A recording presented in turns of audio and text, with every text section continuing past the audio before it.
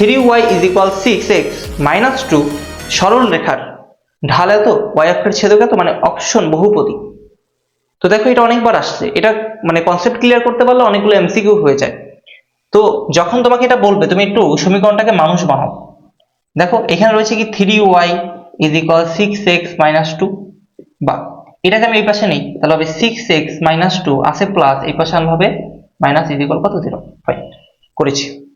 বলেছে ঢাল 6, তো সমীকরণ থেকে ঢাল বের করার ফর্মুলা কি, m1 ইজ ইকুয়াল কি হবে মাইনাস x এর সহগ বাই y এর সহগ।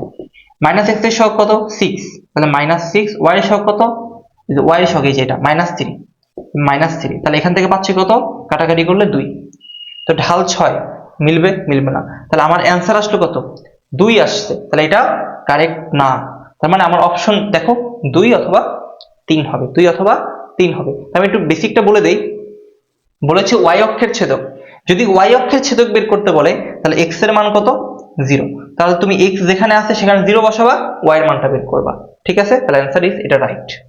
3 নাম্বার, x অক্ষের ধনাত্মক দিকের সাথে, দেখো তো এখানে একটু ভালো করে খেয়াল করো, এখানে ঢাল কি পাইছি, প্লাস পাইছি না, ঢালের মানটা কি পাইছি প্লাস। যদি ঢালের মান পজিটিভ হয় তাহলে সেটা কি হবে, সেটা সূক্ষ্মকোণ, আর ঢালের মান যদি নেগেটিভ হয় তাহলে সেটা হবে স্থূলকোণ। শেষ, আশা করি ক্লিয়ার। তাহলে অপশন কোনটা রাইট, 2 এবং 3।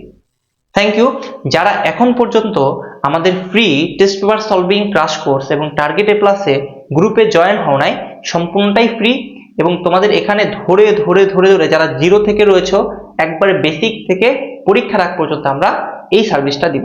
তারা প্রথম কমেন্টে লিংক দেওয়া আছে, সবাই যুক্ত হয়ে যাও।